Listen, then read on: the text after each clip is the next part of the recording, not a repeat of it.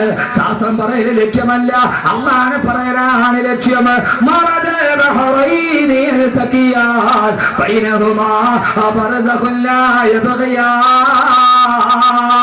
എത്ര ആളുകൾ ഓടുന്ന സൂറത്താണിത്. രണ്ട് സമുദ്രങ്ങൾ വന്ന് ഒരുമിച്ച് ചേരുന്ന സ്ഥലമുണ്ട്. രണ്ട് സമുദ്രങ്ങൾ ചേരുന്ന സ്ഥലം ഇന്നും കാസ്പിയൻ കടലും മെഡിറ്ററേനിയൻ സീയും തമ്മിൽ ഒരുമിച്ച് ചേരുന്ന സ്ഥലം.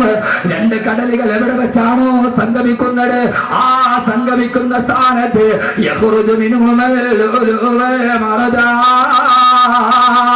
അള്ള പറയുകയാണ്, ഈ 12 വയസ്സുകാരൻ കാണാതെ പഠിച്ചത് ഖത്തമോതുന്ന ഖുർആൻ മാത്രമല്ല, അവന്റെ മനസ്സിന്റെ ഉള്ളിൽ ഇരിക്കുന്നത് ഇതാണ്. രണ്ട് കടലുകൾ ഒരുമിച്ച് ചേർത്തവൻ.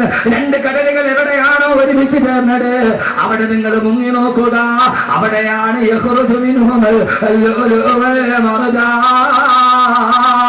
കടലിന്റെ അടിയിൽ നിന്ന് കിട്ടുന്ന ഏറ്റവും വിലപിടിപ്പുള്ള രത്നങ്ങളും പവിഴമുത്തുകളും ഗോമേതകങ്ങളും അവിടെ തന്നെയാണ് സ്ഥാപിക്കപ്പെട്ടിട്ടുള്ളതെന്ന് ആരാ ഓതി പറയുന്നത്? അത്ഭുതം ഇവിടെയല്ല, ഖുർആൻ അത്ഭുതങ്ങളുടെ മഹാത്ഭുതം. സമുദ്രങ്ങൾ സംഗമിക്കുന്നിടത്ത് പവിഴമുത്തുക്കളുണ്ടെന്ന് ഓതി പറയുന്നതാരാ? ജീവിതത്തിൽ ഇതേവരെ സമുദ്രയാത്ര ചെയ്തിട്ടില്ലാത്ത, ഇതേവരെ ഒരു കപ്പലിൽ കയറി സമുദ്രത്തിൽ യാത്ര ചെയ്തിട്ടില്ലാത്ത ആമിനയുടെ മുത്തുമോനെ മുത്തനബി നബി മുഹമ്മദ് മുസ്തഫ പറയുന്നത്. രണ്ട് കടലുകൾ ചേരുന്ന സ്ഥലത്ത് പോയി മുങ്ങി നോക്കിയാൽ അവിടെ ഏറ്റവും വിലപിടിപ്പുള്ള രത്നങ്ങളുണ്ട് എന്ന് ഓതി പറയുന്ന ആൾ ജീവിതത്തിൽ ഇന്നേവരെ സമുദ്രയാത്ര ചെയ്തിട്ടില്ലാത്ത, കപ്പലിൽ കയറിയിട്ടില്ലാത്ത നിരക്ഷരനായ പ്രവാചകൻ നബി മുഹമ്മദ് മുസ്തഫ. എന്താ ഈ ഖുർആൻ അത്ഭുതമാവാത്തത്? എന്റെ പൊന്നുമോനെ, നമ്മൾ തിന്നുന്ന ബിരിയാണി അരി ഇപ്പൊ കടല് കൂടുന്ന കാര്യം പറഞ്ഞാൽ നിങ്ങൾക്ക് ഇപ്പൊ കിടക്കക്കുഴി നിങ്ങൾക്ക് മനസ്സിലാവില്ലെങ്കിൽ, എന്റെ പൊന്നുമോനെ നിങ്ങൾക്ക് മനസ്സിലാവുന്ന ഒരു സാധനമുണ്ടല്ലോ. ഇപ്പൊ ഞാൻ അസ്ട്രോണമി പറഞ്ഞ, താരാപഥം പറഞ്ഞ, ഗാലക്സി പറഞ്ഞ, പ്രകാശവർഷം പറഞ്ഞ, ഇനി മനസ്സിലാകുന്നില്ലെങ്കിൽ പെണ്ണുങ്ങളെ നിങ്ങൾക്ക് മനസ്സിലാവണ ഒരു സാധനം ഉണ്ടല്ലോ, ഈ കുടച്ചതിനുള്ള സാധനം ഉണ്ടല്ലോ, ബസ്മതി അരി, ബിരിയാണി അരി. അല്ലാഹുവിന്റെ ഖുർആൻ പറഞ്ഞു,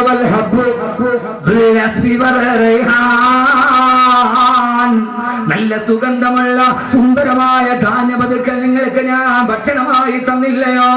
ബസ്മതി അരിയെ കുറിച്ചിട്ടാണ് ഈ പറയുന്നത്. മസാല ഇടാതെ വേവിച്ചാൽ തന്നെ സ്വതവേ മണമുള്ള നല്ല മണമുള്ള ധാന്യപദാർത്ഥങ്ങളെ നിങ്ങൾക്ക് തന്നത് ഞാനല്ലയോ എന്ന് വിശുദ്ധ ഖുർആൻ. സൂറത്തുൽ റഹ്മാൻ അറിയാത്ത ആരായി കൂട്ടത്തിലുള്ളത്? നീ ഓതുന്നത് ഇതാണ് ഞാൻ പറഞ്ഞത്. ഖുർആനിൽ നിന്ന് പരിചയപ്പെടുന്നു. ബസ്മതി അരി വെറുതെ മസാല ഇടാതെ വേവിച്ചാൽ തന്നെ അതിനൊരു മണമുണ്ട്. ഖുർആൻ എന്ന് പറഞ്ഞാൽ മൂല്യാക്കുട്ടത്തിന് മയ്യത്തിന്റെ ചുവട്ടിലിരുന്ന് ഓതിയിട്ട് കൈമടക്ക് മേടിക്കാനുള്ളതാണ് എന്ന് ലോകത്ത് പറഞ്ഞു നടക്കുന്നവരോട് യഥാർത്ഥത്തിൽ ഖുർആൻ അതല്ല. അതുകൊണ്ടാണ് നിങ്ങൾ യഥാർത്ഥത്തിൽ ഈ ഖുർആൻ എന്ന് മാറിപ്പോയത്. എന്തുകൊണ്ട്? ലോകത്ത് രണ്ട് വിദ്യാഭ്യാസ ധാരകളുണ്ട്. ഞാൻ പറഞ്ഞ മനസ്സിലാവണുണ്ടോ? അതോ അത് തന്നെ പറയണോ? പഴയ കഥ പറയണോ? മോനെ, രണ്ട് വിദ്യാഭ്യാസ ധാരകളുണ്ട്. ഇപ്പൊ യഹിയാഖാൻ സാഹിബ് മരിച്ചപ്പോ അള്ളാഹു അദ്ദേഹത്തിന്റെ ഖബർ വിശാലമാക്കി കൊടുക്കട്ടെ. ഈ ആയത്തിന്റെ വെളിച്ചം ആ മണ്ണിനടിയിൽ അള്ളാഹു നൽകി അനുഗ്രഹിക്കട്ടെ. ഇവർക്ക് വേണമെങ്കിൽ അദ്ദേഹത്തിന്റെ പേരിൽ ഒരു ഇംഗ്ലീഷ് മീഡിയം സ്കൂളും തുടങ്ങാം, കഴിയില്ലേ? പക്ഷേ അവരാദ്യം തിരഞ്ഞെടുത്തത് ഏതാണ്? ഖുർആൻ പഠിപ്പിക്കുന്ന ഒരു സ്ഥാപനമാണ്. ലോകത്ത് രണ്ട് വിദ്യാഭ്യാസ ധാരകളുണ്ട്. അതാണ് എന്റെ പ്രിയപ്പെട്ട സഹോദരിമാരെ നമ്മളെ ഖുർആനിൽ നിന്ന് മാറ്റി. നമ്മുടെ ആഗ്രഹം എന്താ? എന്റെ മോൻ UK പോയി പഠിക്കണം, MBBS എടുത്തിട്ട് വരണം. പിന്നെ ഞാൻ ആരായി? UK പഠിക്കാൻ എന്റെ മോൻ പോയാൽ പിന്നെ അവൻ ദുനിയാവിലെ രാജാവായി. അതുകൊണ്ട് തന്നെ നിങ്ങൾ നെടുമങ്ങാട് മുതൽ തിരുവനന്തപുരം, ഈ അടുത്ത് പനവൂരടക്കമുള്ള മുഴുവൻ ടൗണിൽ നിങ്ങൾ നോക്കിക്കോ, ഏത് ഇലക്ട്രിക് പോസ്റ്റിലും 2 പരസ്യമാണ് ഇന്ന് കേരളത്തിൽ കൂടുതൽ. ഏത് ഇലക്ട്രിക് പോസ്റ്റ് നോക്കിയാലും 2 പരസ്യമില്ലാത്ത ഒരു ഇലക്ട്രിക് പോസ്റ്റ് നെടുമങ്ങാട് ടൗണിലോ പനവൂരോ കാണാൻ പറ്റില്ല. അത് ഒന്ന് UK പഠിക്കാൻ അവസരം, അതില്ലാത്തൊരു പോസ്റ്റ് നിങ്ങൾ കാണിച്ച UK സർവ്വടെ ചെയ്ത പോസ്റ്റ്. കാരണം എല്ലാവരും ഇപ്പോഴത്തെ ആഗ്രഹം മോൻ UK അവൻ UKG തന്നെ അവന് മാർക്ക് കിട്ടിയിട്ടുണ്ടാവില്ല, പക്ഷെ അവൻ UK പോകണം.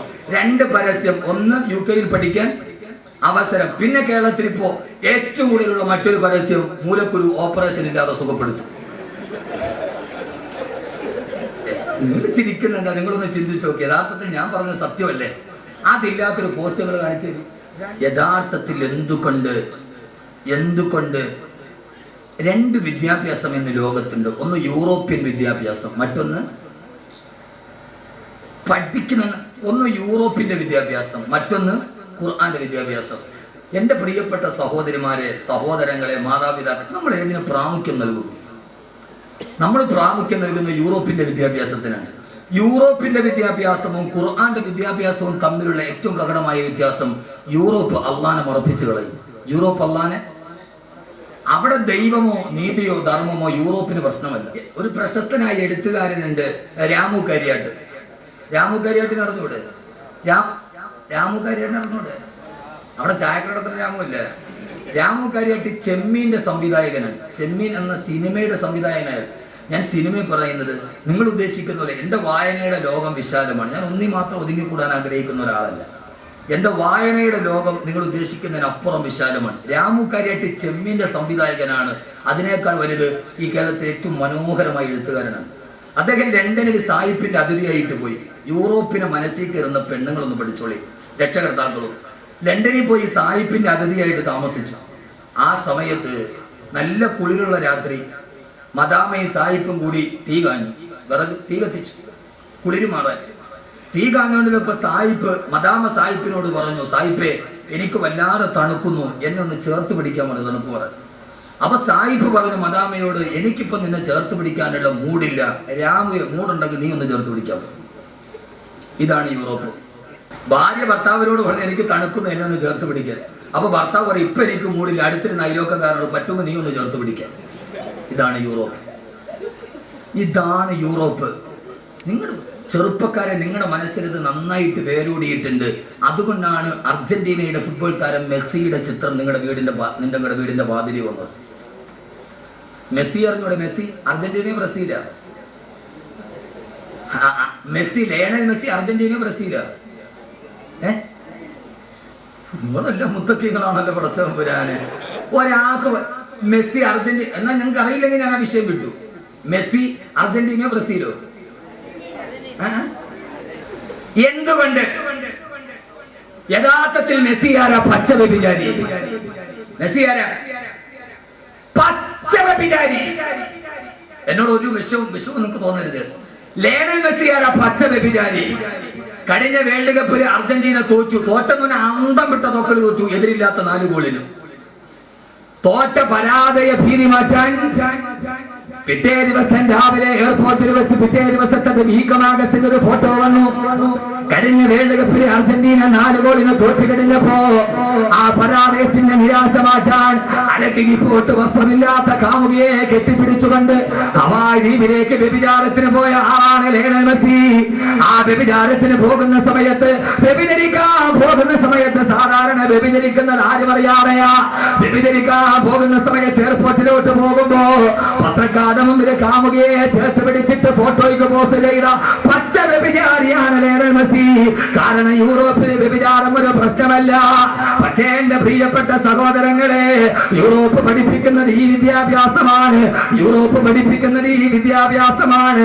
അതിലേക്ക് നമ്മുടെ മസ്തിഷ്കം കൊണ്ടുപോയി പണയം വെച്ചപ്പോ അല്ലാഹുവിന്റെ ഖുർആന്റെ വെളിച്ചം നമുക്ക് നഷ്ടപ്പെട്ടു പോയി. കിതാബുൻ അൻസൽനാഹു ഇലൈക ലിതുഖ്രിജന്നാസ മിനൽ ളുലുമാതി ഇലൻ നൂർ. മനുഷ്യന്റെ ഹൃദയത്തിലേക്ക് വെളിച്ചം കൊടുക്കാൻ വേണ്ടി വന്ന, തമസിൽ നിന്ന് ജ്യോതിസിലേക്ക് കൊണ്ടുവരാൻ വേണ്ടി വന്ന ലോകത്തിലെ ഏറ്റവും വലിയ വ്യഭിചാരിയെ പോലും, ലോകത്തിന്റെ ഏറ്റവും വലിയ വ്യഭിചാരിയെ പോലും എന്റെ പ്രിയപ്പെട്ട സഹോദരങ്ങള്, യൂറോപ്പിലെ വ്യഭിചാരിയെ നന്നാക്കാൻ എൻസൈക്ലോപീഡിയ ബ്രിട്ടാനിക്കയ്ക്ക് കഴിയില്ല. ഖുർആൻ അത്ഭുതമാകുന്നത് എങ്ങനെയാ? യൂറോപ്പിലെ വ്യഭിചാരിയെ നന്നാക്കാൻ ബ്രിട്ടീഷ് ലൈബ്രറി ഇരിക്കുന്ന എൻസൈക്ലോപീഡിയ ബ്രിട്ടാനിക്കയുടെ 12 വാല്യങ്ങൾ ബ്രിട്ടീഷ് ലൈബ്രറി ഇരിക്കുന്നുണ്ട്. അത് വായിച്ചാൽ യൂറോപ്പിലെ വ്യഭിചാരി നന്നാവുകയില്ല, യൂറോപ്പിലെ പലിശക്കാരൻ നന്നാവുകയില്ല. പക്ഷേ ലോകചരിത്രത്തിലെ ഏറ്റവും വലിയ വ്യഭിചാരിയെ അവന്റെ ഹൃദയത്തിന്റെ ഉള്ളിലേക്ക് ഇറക്കി ചെന്നിട്ട് അവനെ ലോകത്തിന്റെ ഏറ്റവും നല്ല മനുഷ്യനാക്കി മാറ്റാൻ ലോകത്തിന് കഴിഞ്ഞ ഒരു മാനവിക ദർശനത്തിന്റെ മഹാത്ഭുതമുണ്ടെങ്കിൽ മഹാത്ഭുതം ഏതെന്നറിയോ? അല്ലാഹുവിന്റെ വിശുദ്ധ ഖുർആൻ. എന്റെ പ്രിയപ്പെട്ട ചെറുപ്പക്കാരാ, എന്റെ പ്രിയപ്പെട്ട ചെറുപ്പക്കാരാ, ആദരവായ പ്രവാചകൻ നബി മുഹമ്മദ് മുസ്തഫ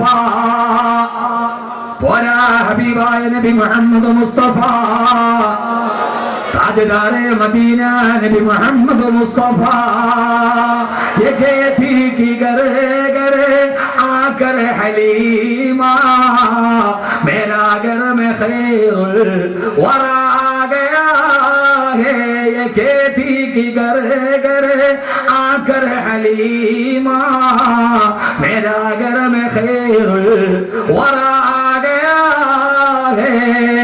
മദീനയിൽ ഒരു നേരത്തെ ഭക്ഷണത്തിന് വകയില്ലാതെ ഏതെങ്കിലും ഒരു കുട്ടിയെ മുലയൂട്ടാൻ കിട്ടിയാൽ തന്റെ മക്കൾക്ക് ഭക്ഷണം കൊടുക്കാമെന്ന മോഹത്തോടെ വന്ന മക്കയിലേക്ക് വന്ന ഹലീമത്ത് സൈദിയ എന്ന പട്ടിണി പാവത്തിന്റെ വീട്ടിലേക്ക് ഏത് പിഞ്ഞു പൈതലിന്റെ തളിരിളം കാലുകളാണോ ചവിട്ടപ്പെട്ടത്, ആ സമയത്ത് ഏത് വീട്ടിലാണോ പാല് പറ്റിപ്പോയ ആടിന്റെ അകട്ടിന് പോലും പാല് നിറകടിച്ചത്, സാന്നിധ്യം കൊണ്ട് പറക്കത്തിന്റെ നാമമേ, ആനന്ദത്തിന്റെ ദുർഗമേ, ആദർശത്തിന്റെ മുത്ത്, കരളിന്റെ രാജാവേ നബിയുനാ റസൂലുള്ളാഹ് സല്ലല്ലാഹു അലൈഹി വസല്ലമ.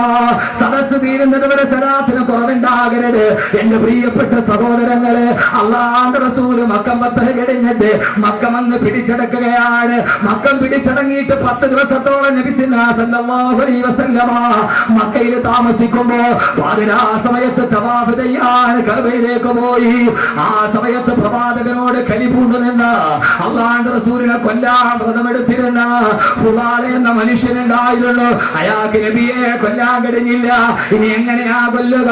മുഹമ്മദ് മക്കയിലെ രാജാവാണ്. 10,000-കണക്കിന് അനുയായികൾ ഓടിപ്പിടിച്ച വാളുമായി മുഹമ്മദിന് കാവലാണ് സല്ലല്ലാഹു അലൈഹി വസല്ലം. പാതിരാ സമയത്ത് അല്ലാഹുവിന്റെ റസൂൽ കഅബാലയത്തിന്റെ മത്താഫിലെ തവാഫ് ചെയ്യുകയാ. ആ സമയത്ത് ഫുലാൽ ഊരിപ്പിടിച്ച മൂർച്ചയുള്ള വായുമായി കഅബാലയത്തിന്റെ ഭിത്തിയുടെ പുറകിൽ കാത്തിരിക്കുകയാ. കഅബാലയത്തിന്റെ ഭിത്തിയുടെ പുറകിൽ ഒളിച്ചിരിക്കുമ്പോ അല്ലാഹുവിന്റെ റസൂൽ കടന്നു വന്നു കഅബാലയത്തിന്റെ മത്താഫിൽ വന്ന് ഒന്നാമത്തെ തവാഫ് ചെയ്യുകയാ. ബഹുമാനപ്പെട്ട റസൂലുള്ളാഹി കഅബാലയത്തെ തവാഫ് ചെയ്ത് ഫുലാലെ നബി തങ്ങളെ കാണുന്നില്ല. തന്റെ പ്രിയപ്പെട്ട ഹബീബായ റസൂലുള്ളാഹിക്ക് വേണ്ടി സഹാബത്ത് വരാമെന്ന് പറഞ്ഞിട്ട് സമ്മതിച്ചിട്ടില്ല.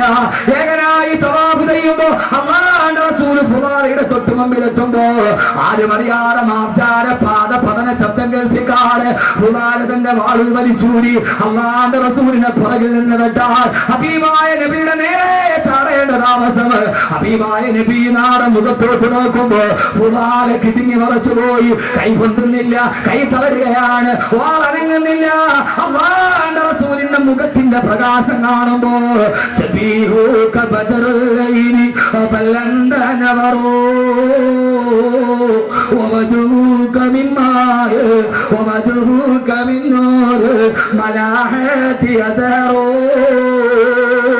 ലോക ചരിത്രത്തിലെ ഏറ്റവും വലിയ ധവളപ്രകാശം കൊണ്ട് വിസ്മയിപ്പിച്ച അല്ലാഹുവിന്റെ റസൂലിന്റെ മുഖത്തിന്റെ ഒളി കാണുമ്പോ ഫുലാൽ ഞെട്ടിത്തെരിച്ചു പോയി.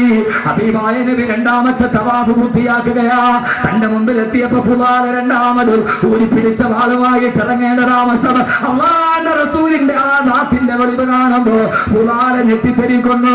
വാളിരിക്കുന്ന കൈവറക്കുകയാണ്. മൂന്നാമത്തെ തവാഫ് തീർന്നു, നാലാമത്തെ തവാഫ് തീർന്നു, 5, 6, 7ാമത്തെ തവാഫാണ്. ഇവിടെ വെച്ച് കൊല്ലാൻ കഴിഞ്ഞില്ലെങ്കിൽ ഇനി മുഹമ്മദിനെ കൊല്ലാൻ എനിക്ക് കഴിയില്ല. 7ാമത്തെ തവാഫ് പൂർത്തിയാക്കുകയാണ്. തവാഫ് പൂർത്തിയായി. ഹബീബായ നബി സല്ലല്ലാഹു അലൈഹി വസല്ലമ 7ാമത്തെ തവാഫ് ചെയ്തിട്ട് അല്ലാഹുവിന്റെ റസൂൽ അവിടെ ഇരുന്ന് ഖുർആൻ ഓതുകയാണ്. വതൂരി വകിതാബിൻ മസ്തൂർ ഫീ റഖിൻ മൻശൂർ. ഖുർആൻ ഓതേണ്ട താമസം ഖുർആൻ മനസ്സ് മുഴുവനും പിടിച്ചു നിർത്തി വർദ്ധിത വീര്യത്തോടെ തന്റെ മനസ്സിനെ മുഴുവനും പിടിച്ചു നിർത്തിയിട്ട് ഖുർആൻ ഹബീബായ നബിയുടെ മുമ്പിലേക്ക് ചാടേണ്ട താമസം. അല്ലാഹുവിന്റെ റസൂലിന്റെ ഖുർആൻ ഓതൽ കേട്ടപ്പോ ഖുർആൻ പേടിച്ചു തറച്ചുപോയി. ഫുദാലയുടെ കയ്യിൽ നിന്ന് വാള് താഴേക്ക് വീണു. ഹബീബായ നബി തിരിഞ്ഞു നോക്കുമ്പോ താഴെ കിടക്കുന്ന വാളിന്റെ മുമ്പിൽ പിറക്കുകയാണ് ഫുദാല. ഫുദാലക്ക് മനസ്സിലായി താൻ പിടിക്കപ്പെട്ടു. മുഹമ്മദിന്റെ അനുയായികളെ തന്നെ തുണ്ടമായി വെട്ടിക്കളയും. മക്കയുടെ രാഷ്ട്രപതിയാണ് കൊല്ലാൻ വന്നത്.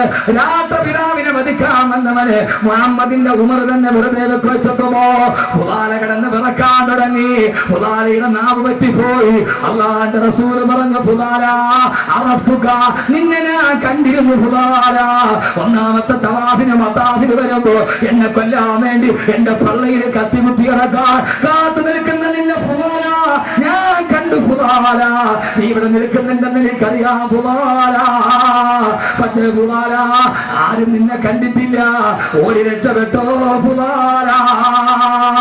ലോകത്തിന്റെ വിട്ടുവീഴ്ചയുടെ, ഉദാരതയുടെ, സാധ്യതയുടെ, സഹാനുഭൂതിയുടെ, ഉദാരതയുടെ, സ്നേഹത്തിന്റെ, വാത്സല്യത്തിന്റെ പകരം വെക്കാനില്ലാത്ത പര്യായ പദമേ അല്ലാഹുവിന്റെ റസൂൽ പറഞ്ഞു, ഫുദാല ഉമർ നിന്നെ കണ്ടിട്ടില്ല, ഖാലിദ് കണ്ടിട്ടില്ല. ഓടി രക്ഷപ്പെട്ടോ ഫുദാല.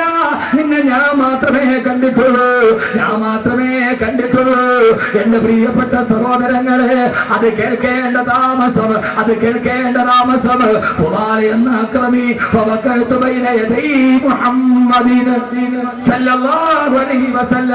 അല്ലാഹുവിന്റെ റസൂലിന്റെ കാലിലേക്ക് വീണു.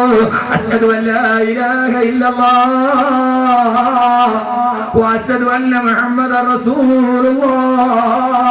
ഞാനിതാ വന്നു നബിയേ, ഖുർആന്റെ വെളിച്ചത്തിലേക്ക്, തൗഹീദിന്റെ വെളിച്ചത്തിലേക്ക്, അങ്ങയുടെ ചാരത്തേക്ക് ഞാൻ വന്ന നബിയേ. അല്ലാഹുവിന്റെ റസൂലിന്റെ മുമ്പിൽ കിടന്നിട്ട് തന്റെ തല കൊണ്ടുപോയി മണ്ണിലിട്ടിട്ട് ഫുദാല പൊട്ടിക്കരയാൻ തുടങ്ങി. ഈ മനുഷ്യനെയാണോ കൊല്ലാൻ വന്നത്? ഈ മനുഷ്യനോടാണോ വർഷങ്ങളോളം വൈരാഗ്യം മനസ്സിൽ നിറച്ചു നിന്നത്? ഫുദാല നീ എത്ര തെമ്മാടിയാണ് ഫുദാല. തന്റെ ആ വടിയരികിൽ കിടന്ന് തല കൊണ്ടുപോയി മണ്ണിലിട്ട് ഉരുട്ടി ഉരുട്ടി അവസാനം ഫുദാല വീട്ടിലേക്ക് പോവുകയാ. പ്രിയപ്പെട്ട ചെറുപ്പക്കാരെ, ഖുർആൻ എന്താ? ആ ഫുദാല വീട്ടിലേക്ക് പോകുമ്പോഴാണ് പതിവ് പോലെ ഫുദാലയെ കാത്ത് നാട്ടിലെ വേശ്യപ്പെണ്ണ് കാത്തിരിക്കുന്നത്. അണിഞ്ഞൊരുങ്ങി ആ നാട്ടിലെ വേശ്യപ്പെണ്ണ് കാത്തിരിക്കുകയാണ്. ഫുദാല വരിക ഫുദാല, നിനക്ക് വേണ്ടി എന്റെ കിടപ്പറ ഞാൻ മാറ്റിവെച്ചിരിക്കുകയാ. ഓ സമയത്ത് ഫുദാല എന്ന ചെറുപ്പക്കാരൻ ഖുർആന്റെ അത്ഭുതമേടാണ്. ആ ഫുദാല എന്ന ചെറുപ്പക്കാരന് മുസ്ലിമായിട്ടൊരു മണിക്കൂർ പോലുമായിട്ടില്ല. ആ വേശ്യപ്പെണ്ണിനോട് പറഞ്ഞു, ഇല്ല പെണ്ണേ, ഇല്ല പെണ്ണേ, ഇല്ല പെണ്ണേ, അസ്ലംതു ബൈന യദയിൽ മുസ്തഫ. ഹബീബായ നബിയുടെ മുമ്പിൽ വെച്ച് ഞാൻ മുസ്ലിമായി. അങ്ങോട്ട് പോയപ്പോ ഈ പെണ്ണിന്റെ കടപ്പുറയിൽ കിടന്ന് വ്യഭിചരിച്ചിട്ട് പോയ ഫുദാല, ആ ഫുദാല പറഞ്ഞു, ഇല്ല ഇല്ല ഇല്ല ഇല്ല, അസ്ലംതു ബൈന യദയിൽ മുസ്തഫ. ഞാൻ ഹബീബായ നബിയുടെ മുമ്പിൽ മുസ്ലിമായി. ഒരു മണിക്കൂർ പോലും ആയിട്ടില്ല മുസ്ലിമായിട്ട്. ഖുർആന്റെ ആയത്ത് മനസ്സിൽ കയറിയപ്പോ, ഖുർആന്റെ ആയത്ത് മനസ്സിൽ കയറിയപ്പോ, ഇല്ല നിന്റെ കടപ്പറയിലേക്ക് ഞാൻ ഇനി വരില്ല. ഫുദാല നിനക്കിനി കിട്ടില്ല. ഫുദാല ഇനി വ്യഭിചരിക്കില്ല. ഫുദാല ഇനി വ്യഭിചരിക്കില്ല. അസ്ലമ ഫുദാല. യൂറോപ്പിലെ പച്ചവിചാരിയ മനസ്താന്തരമുണ്ടാക്കി ലോകത്തിന് സമർപ്പിക്കാൻ ബ്രിട്ടീഷ് ലൈബ്രറിയിലെ മഹാഗ്രന്ഥത്തിന് കഴിയില്ല. ഷേക്സ്പിയറിന്റെ നാടകത്തിന് കഴിയില്ല. യുദ്ധയുടെ റൊമാന്റിക് ഭാവനയ്ക്ക് കഴിയില്ല. എലൻഗറിന്റെ നോവലിന് കഴിയില്ല. പക്ഷേ സഹോദരങ്ങളെ, പക്ഷേ ലോകത്തിന്റെ അത്ഭുതം നടത്തിയത് ഒരു പച്ച വ്യഭിചാരിയെ ഒരൊറ്റ നിമിഷം കൊണ്ട് ലോകത്തിന്റെ മുമ്പിൽ സമർപ്പിച്ചു കൊടുക്കാൻ, അവന്റെ ഹൃദയത്തിലോട്ടിറങ്ങാൻ. ആ വിദ്യാഭ്യാസമാണ് ഖുർആന്റെ വിദ്യാഭ്യാസം. ഹാഫിളായ ഒരു കുഞ്ഞ് അവൻ മരിക്കുന്നത് വരെ അവൻ മദ്യപിക്കില്ല, അവൻ വ്യഭിചരിക്കില്ല. കാരണം അവന്റെ മനസ്സിൽ ഓർമ്മയുണ്ട്, അല്ലാഹുവേ എന്റെ ഹൃദയത്തിൽ ഞാൻ മനഃപാഠമാക്കിയതെന്താ? ലൗഹുൽ മഹ്ഫൂദിൽ നിന്ന്, ഏഴാനാകാശത്തിൽ നിന്ന് റൂഹുൽ അമീൻ പറഞ്ഞു കൊടുത്ത ഈ സുന്ദരമായ വാക്യമാണ് എന്റെ ഹൃദയത്തിന്റെ ഉള്ളിലുള്ളത്. അതുകൊണ്ട് ഖുർആൻ അത്ഭുതങ്ങളുടെ മഹാത്ഭുതമാണ്. ബസ്മതി അരിയെ കുറിച്ചിട്ട് മാത്രമല്ല, സൂര്യന്റെ ഭ്രമണപഥത്തെ കുറിച്ചിട്ട് മാത്രമല്ല, ഇരുമ്പിനെ കുറിച്ച് മാത്രമല്ല, ഉറുമ്പിനെ കുറിച്ച് മാത്രമല്ല, സൂര്യനെ കുറിച്ച് പറഞ്ഞ ഗ്രന്ഥമാണ്. ഇസ്ലാമിലേക്ക് ഖുർആനിന്റെ കടന്നു വരുമ്പോ ഉമർ റളിയല്ലാഹു അൻഹുവിനെ മയ്യത്ത് കുളിപ്പിക്കുമ്പോ ആ സമയത്ത് വലത്തെ തോളിലൊരു അടയാളം ഉണ്ടായിരുന്നു. ഏതടയാളമെന്നറിയോ? തന്റെ ജാഹിലിയ്യ കാലഘട്ടത്തിൽ മല്ലന്മാരെ തോളിൽ വെച്ച് വട്ടം ചുറ്റിയതല്ല. ആ മനുഷ്യനെ കുളിപ്പിക്കുമ്പോൾ ഉമർ റളിയല്ലാഹു അൻഹുവിന്റെ മയ്യത്ത് കുളിപ്പിക്കുമ്പോൾ വലത്തെ ചുമലിൽ ഒരു അടയാളം ഉണ്ടായിരുന്നു. പാതിരാ സമയത്ത് പാവപ്പെട്ടവർക്ക് ഭക്ഷണത്തിന് വേണ്ടി മാവും ഗോതമ്പ് മാവും ചുമന്നുകൊണ്ട് പോയതിന്റെ അടയാളം ആ മനുഷ്യന്റെ മയ്യത്ത് കുളിപ്പിക്കുമ്പോ ആ മനുഷ്യന്റെ വലത്തെ തോളിലുണ്ടായിരുന്നു. പാതിരാ സമയത്ത് അഗതികൾക്കും യതീമീങ്ങൾക്കും അനാഥർക്കും ഗോതമ്പിന്റെ റൊട്ടിയും ചുമന്നുകൊണ്ട് പോയ പാടിന്റെ അടയാളത്തിന്റെ തിരുശേഷിപ്പ് ഈ മനുഷ്യന്റെ ചുമലിലുണ്ടാകുന്ന രീതിയിൽ ഉക്കാളാത്തന്തയില് മല്ലന്മാരെ തോളിൽ വെച്ച് അമ്മാനമാടിയ മനുഷ്യനെ ഈ രീതിയിൽ പരിവർത്തിപ്പിച്ചതാരാ?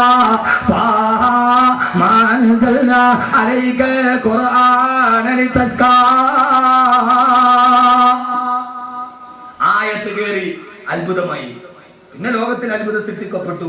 അങ്ങനെ ഒരു പരിവർത്തിത സമൂഹത്തിന്റെ ഒരു പരിവർത്തനത്തിന്റെ പുറകിൽ പ്രവർത്തിക്കുന്ന പ്രേരക ചാലക ശക്തിയായി വർത്തിക്കാൻ ഖുർആൻ എന്ന് നാം പഠിപ്പിക്കുന്ന നമ്മുടെ ഈ ഖുർആന് കഴിയേണ്ടതുണ്ട്. അള്ളാഹുനാക്കി തരട്ടെ. ലോകത്തിലെ ഏറ്റവും വലിയ തമ്മാടികൾ പേടിച്ച് കരഞ്ഞു പോയത് ഖുർആന്റെ ആയത്തിറങ്ങിയപ്പോൾ ഞാൻ പറഞ്ഞത് അള്ളാഹു മനസ്സിലാക്കാൻ തൗഫീക്ക് നൽകട്ടെ. അള്ളാഹുവിന്റെ വിശുദ്ധ ഖുർആൻ, ഞാൻ ആയത്ത് മുഴുവനും പറയാം. ഖുർആൻ ഇതിനെ കുറിച്ച് മാത്രമല്ല, ലോക ചരിത്രത്തിലെ ഏറ്റവും വലിയ വിസ്മയത്തിന്റെ വിപ്ലവം സൃഷ്ടിക്കാൻ അള്ളാഹുവിന്റെ ഖുർആനിന് ജുബൈർ ഇബ്നു മുത്തീം ക്രൈസ്തവ പാതിരിയാണ്. ക്രൈസ്തവ പാതിരിയാണ്. അയാൾ മക്കയിലോട്ട് വന്നപ്പോ കൈബാലയത്തിന്റെ മത്താഫിൽ നിന്നിട്ട് അബൂജഹൽ പറഞ്ഞു, ജുബൈർ ഇബ്നു മുത്തീമേ, കൈബാലയത്തിന്റെ മത്താഫിലൂടെ പോകരുത്. അവിടെ ഇരുന്ന് മുഹമ്മദ് ഖുർആൻ ഓതുന്നുണ്ട്, അത് കേട്ടാൽ പിടച്ചു പോകും. ജുബൈർ ഇബ്നു മുത്തീമേ, ജുബൈർ ഇബ്നു മുത്തീം പഞ്ഞിയെടുത്തിട്ട് തന്റെ ചെവിയിലേക്ക് വെച്ചിട്ട് തന്റെ വിരലുകള് ചെവിയിലോട്ട് കുത്തിക്കയറ്റി ഖുർആൻ ഓതുന്നത് കേട്ടാലേ പിടച്ചു പോവുകയുള്ളൂ. ജുബൈർ ഇബ്നു മുത്തീം എന്ന ക്രൈസ്തവ തന്റെ വരൽ ചെവിയിൽ കുത്തിക്കയറ്റിയിട്ട് കൈബാലയത്തിന്റെ മത്താഫിലൂടെ പോകുമ്പോഴാണ് കൈബാലയത്തിന്റെ മത്താഫിൽ ഖുർആൻ ഓതുന്നത്. വത്തൂരി കിതാബിൻ മസ്തൂർ ഫീ റഖിൻ മൻശൂർ വൽ ബൈത്തുൽ മഅമൂർ. ആ ക്രൈസ്തവ പാതിയുടെ വിരൽ താനെ അയഞ്ഞു. അയാളുടെ ഉള്ളിലോട്ട് ഖുർആൻ കയറി. ഫവക്കഅതു ബൈന യദയിൽ മുസ്തഫ. അബൂജഹൽ നോക്കി നിൽക്കുമ്പോ ഒരൊറ്റ ആയത്ത് കേട്ടപ്പോ അല്ലാഹുവിന്റെ റസൂലിന്റെ കാൽക്കലേക്ക് വീണു ജുബൈർ ഇബ്നു മുത്തീം. എത്രയെത്ര മഹാത്ഭുതങ്ങൾ, എത്രയെത്ര മഹാത്ഭുതങ്ങൾ. എത്തോപ്യയിലേക്ക് ഹിജ്റ പോവുകയാണ്.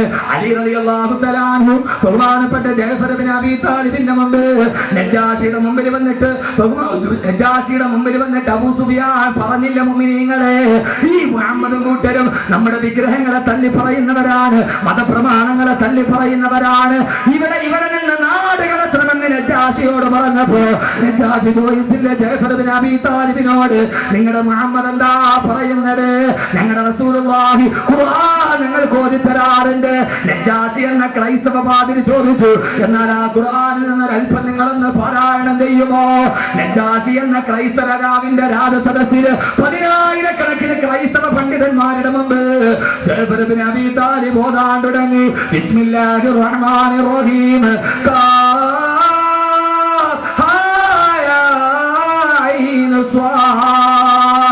ذكر رحمة ربك عبده زكريا إذ نادى ربه نداء خفيا قال رب إني وهن العظم مني واشتعل الرأس شيبا.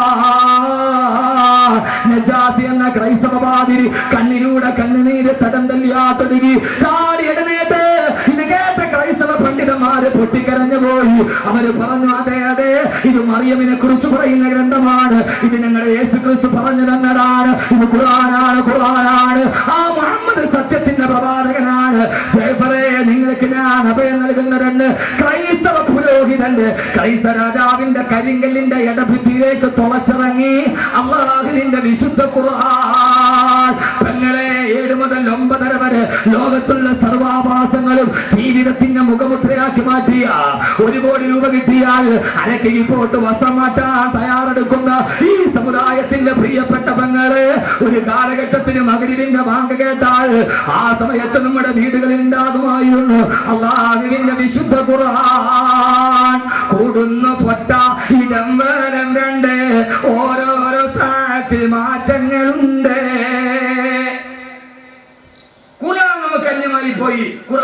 സദസ്സ് നമുക്കന്യമായി പോയി. നജ്ജാഷിയുടെ ക്രൈസ്തവ പുരോഹിതന്റെ നെഞ്ചിലിറങ്ങിയപ്പോ പൊട്ടിക്കരഞ്ഞ നജ്ജാഷി. ഖുർആൻ കരയാനുള്ളതാണ്, കേട്ടിട്ട് കരയണം. 1994 എനിക്ക് ദാറുൽ ദൈവത്തിൽ സനത് സമ്മേളനം നടന്നു. മിസ്സിസ് ഇന്ദിരാഗാന്ധി എന്ന പ്രധാനമന്ത്രിയാ. മിസ്സിസ് ഇന്ദിരാഗാന്ധിയുടെ മുമ്പിൽ വെച്ച് ലോക പ്രശസ്ത ഖുർആൻ വിദഗ്ധൻ ഷേഖ് ബാസിത്ത് ഖിറാഅത്ത് നടത്തി. ആ ഖുർആൻ കേട്ടപ്പോ ഇന്ദിരാഗാന്ധി പൊട്ടിക്കരഞ്ഞു പോയി. ഖുർആന്റെ അർത്ഥം അറിയാത്ത ഇന്ദിരാഗാന്ധി, മുസ്ലിം അല്ലാത്ത ഇന്ദിരാഗാന്ധി അവിടെ ഇരുന്നിട്ട് ഖുർആൻ കേട്ടിട്ട് അവർ അവസാനം അവിടെ നിന്ന് പോകുമ്പോ ഒരു ഖുർആന്റെ കോപ്പി വാങ്ങിച്ചിട്ടാണ് പോയത്. നമ്മൾ ഖുർആന്റെ ആളുകളാണ്.